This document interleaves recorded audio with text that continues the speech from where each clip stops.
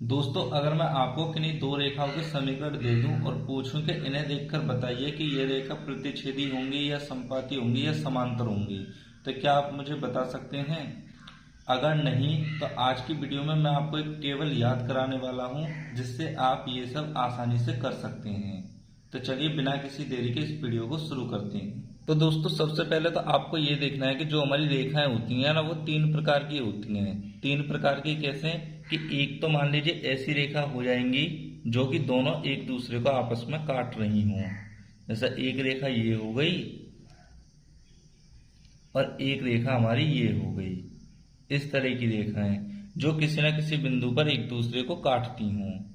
एक रेखा इस प्रकार से हो सकती है कि मान लीजिए हमने एक सीधी रेखा ड्रॉ की और इसी के ऊपर हमने कोई दूसरी रेखा ड्रॉ कर दी, मतलब दोनों रेखाएं एक जैसी बिल्कुल।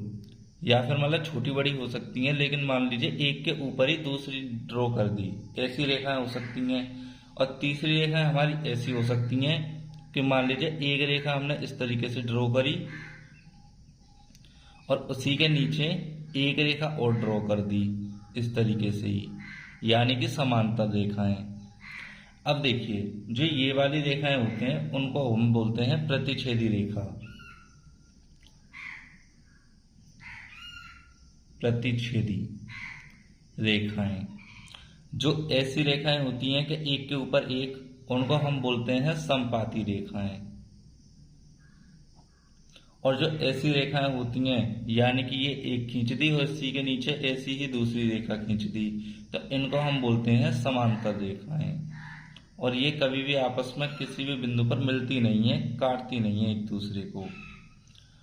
अब देखिए, जो ये वाली रेखाएं होती हैं, अब देखिए बात करते हैं इनके हल की। अब देखिए हल कैसे पता करते हैं कि इसके एक हल होंगे या अनेक हल होंगे या कोई हल नहीं होगा। तो जिन बिंदुओं पर ये रेखाएं स्पर्श करती हैं, जितने बिंदुओं पर स्पर्श करेंगी उतने ही इनके हल होते हैं। अगर मैं इसकी बात करूं तो ये एक बिंदु पर स्पर्श करती है, तो इसका जो हल होगा वो एक हल होगा। और एक हल को हम अद्वितीय हल भी कहते हैं। तो या तो मैं यहाँ पर ये लिख दूं कि अद्वितीय हल, या फिर मैं ये लिख दूं कि एक हल, एक ही बात है। अब देखिए, जो समपाती रेखाएं होती हैं वो तो हर एक बिंदु पर स्पर्श करती हैं। देखिए यहाँ पर भी स्पर्श कर रही होंगी, यहाँ पर भी, यहाँ पर ही, और इसी तरह से कोई भी बिंदु ले लो, अनंत बिंदु ऐसे मिल जाएंगे हमें जहां पर ये दोनों रेखाएं आपस में स्पर्श कर रही होंगी। तो इसके जो हल होंगे वो हो जाएंगे आपके अनंत हल।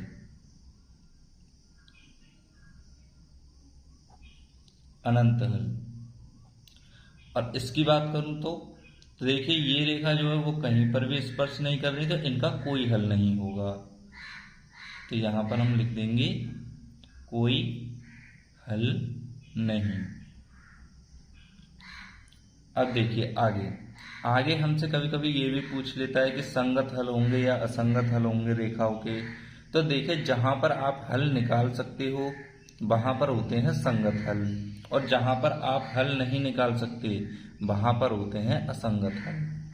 अब देखिए, हमने यहाँ पर एक हल तो निकाल लिया, तो ये जो होगा ये हो जाएगा संगत हल। अगर मैं इसकी बात करूं तो यहाँ पर भी हमने अनंत हल निकाल लिए, तो ये भी हमारा संगत हल में ही आएगा।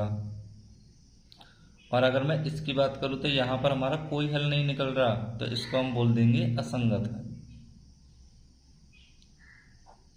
अब देखिए, इन्हें पता कैसे करते हैं, कैसे हम पता कर सकते हैं कि रेखा हमारी प्रतिच्छेदी है, कि समपाती है, कि समांतर है। वो हम पता करते हैं इनके गुणांकों के अनुपात से, जो हमारी रेखा के समीकरण होते हैं। जैसे मान लीजिए यहाँ पर जो हमारी ये पहली रेखा है ना, इसका समीकरण है a1x plus b1y plus c1 बराबर में 0। और देखिए ये जो दूसरी रेखा है इसका समीकरण हुआ a2x plus b2y plus c2 बराबर 0। ये हमारे दो समीकरण हैं।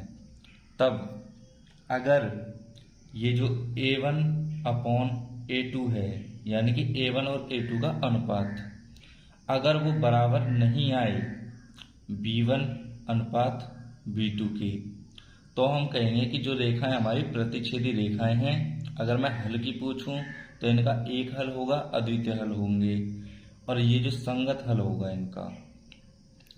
अगर ऐसी रेखाएं आपको मिल जाएं तो देखिए इनकी क्या कंडीशन होती है कि जो, अब देखिए आप वैसे ही देख सकते हैं कि जो A1 अनुपात A2 है वह B1 अनुपात B2 अगर ये बराबर हो तो ये दर्शाता है कि रेखाएं हमारी सीधी हैं। अगर रेखाएं टेढ़ी होंगी तो ये बराबर नहीं होगा।